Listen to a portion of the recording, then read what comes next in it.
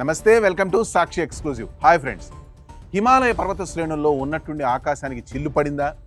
కనీ విని ఎరుగని రీతిలో ఉగ్రరూపం దాల్చిన జలరాక్షసి వందలాది మందిని నిలువున మింగేసిందా? చైనా స్వార్థపూరిత అక్రమ కట్టడాల వల్ల ఈ ఉత్పాతం సంభవించిందా? భక్తి శ్రద్ధలతో పవిత్ర పుణ్యక్షేత్రానికి బయలుదేరిన వందలాది మంది అమాయక భక్తులు ఇప్పుడు ఎక్కడున్నారు? అసలు ప్రాణాలతో మిగిలారా, లేక కొండ చర్యల కింద ఉద్ధృత వరద ప్రవాహంలో కొట్టుకుపోయారు? పూర్తి వివరాలు ఈ వీడియోలో చూద్దాం. వీడియో అయితే ఎక్కడ స్కిప్ అవ్వకుండా చూడండి. చైనా నేపాల్ సరిహద్దుల్లో చోటు చేసుకుంటున్న ఒక అత్యంత భయానక గుండెలు పిండేసే జల విలయం యావత్ భారతదేశాన్ని తీవ్ర దిగ్భ్రాంతికి గురి చేస్తుంది. నేపాల్ సరిహద్దు ప్రాంతాల్లో విరుచుకుపడిన ఆకస్మిక వరదలు, భీకర కొండ చర్యలు సృష్టించిన బీభత్సంలో వందల మందికి పైగా భారతీయ పౌరులు ఆచూకీ లేకుండా గల్లంతయ్యారు. ఈ వార్త తెలియగానే ఢిల్లీ నుండి నేపాల్ రాజధాని కాఠ్మండు వరకు అధికారులు తీవ్ర భయాందోళనలతో వణికిపోతున్నారు. ప్రకృతి ఏ క్షణంలో ఎలాంటి ప్రళయాన్ని మోసుకొస్తుందో ఎవరూ ఊహించలేదు. నేపాల్ సరిహద్దులోని రుసువాగడి ప్రాంతం క్షణాల వ్యవధిలో మృత్యుకూపంగా మారిపోయింది. పర్వతాలపై నుండి విరుచుకుపడిన కొండ చర్యలు, బురద నీటి ప్రవాహం నదులను ఉప్పొంగేలా చేశాయి. రసువాగడి వద్ద ఉన్న కీలకమైన ఇమిగ్రేషన్ కార్యాలయం పరిసరాలను వరద నీరు నిలువున ముంచెత్తింది. అక్కడ పత్రాల పరిశీలన కోసం వేచి చూస్తున్న వందలాది మంది ప్రయాణికులు ఏం జరుగుతుందో తెలుసుకునే లోపే వరద ప్రవాహంలో చిక్కుకుపోయారు.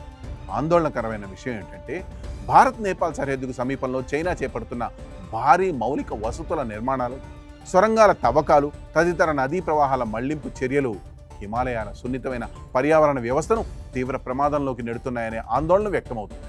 సరిహద్దుల్లో అవసరానికి మించి జరుగుతున్న భారీ కాంక్రీట్ ప్రాజెక్టులు, పర్వతాలను పేల్చివేసే బ్లాస్టింగ్ ప్రక్రియల వల్ల భూగర్భ పొరలు బలహీనపడి ఆకస్మిక కొండ చర్యలు విరిగిపడడానికి, విధ్వంసకర హిమపాతాలకు దారితీస్తున్నాయని నిపుణులు విశ్లేషిస్తున్నారు.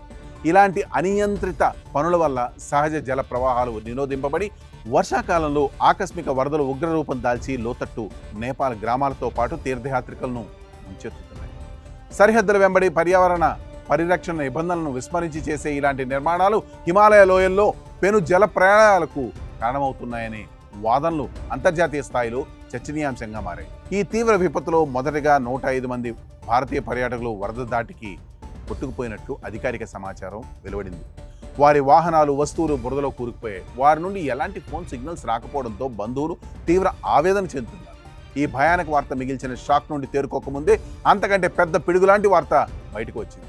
పవిత్ర కైలాస్ మానస్ సరోవర్ యాత్ర కోసం బయలుదేరిన దాదాపు 400 మంది యాత్రికుల ఆచూకీ పూర్తిగా గల్లంతైంది. వీరంతా కూడా భారతీయ యాత్రికులేనని అత్యంత బలమైన అనుమానాలు వ్యక్తమవుతున్నాయి. శివదర్శనం కోసం భక్తి ప్రపత్తులతో హిమాలయాల్లోకి అడుగుపెట్టిన ఆ భక్తులు ఇప్పుడు ఎక్కడ ఉన్నారో, ఏ కొండ గుహల్లో చిక్కుకుపోయారో తెలియని భీతావహ పరిస్థితి నెలకొంది.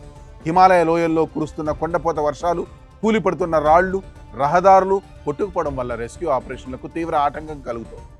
ఆర్మీ హెలికాప్టర్లు దిగడానికి కూడా వీల్లేని దట్టమైన పొగమంచు, భీకర వర్షం సహాయక చర్యలను స్తంభింపజేస్తున్నాయి. ఎటు చూసినా విరుగుపడిన చెట్లు, కొట్టుకుపోయిన వంతెనలు, రాళ్ల గుట్టలు తప్ప మనుషుల జాడ కనిపించిన పరిస్థితి నెలకొంది. సరిహద్దుల్లో రాత్రివేళ ఉష్ణోగ్రతలు 0 డిగ్రీల కంటే దిగువకు పడిపోతుండడంతో ఆహారం, తాగునీరు లేకుండా గడ్డకట్టే చలిలో చిక్కుకున్న మన భక్తులు ఎన్ని గంటలు ప్రాణాలతో పోరాడగలరన్నది ఊహించుకోవడానికే ఒళ్ళు జల్దరిస్తుంది. భారత విదేశాంగ శాఖ, సైనిక బలగాలు నేపాల్ ప్రభుత్వంతో ఎప్పటికప్పుడు సమన్వయం చేసుకుంటూ గల్లంతైన భారతీయులను రక్షించడానికి అత్యవసర చర్యలు చేపట్టాయి. ఆ 500 మంది క్షేమంగా తిరిగి రావాలని దేశవ్యాప్తంగా కోట్లాది మంది గుండెలు అరచేతిలో పెట్టుకుని ప్రార్థిస్తున్నారు. హిమాలయాల్లో రేగిన ఈ పెను తుఫాన్ నుండి మన భారతీయులు సురక్షితంగా బయటపడతారా? రాబోయే కొన్ని గంటలు వారి ప్రాణాలకు అత్యంత కీలకంగా మారాయి. Let's pray for them. That's all for today. This is Harikrishna signing off for Sakshi Exclusive.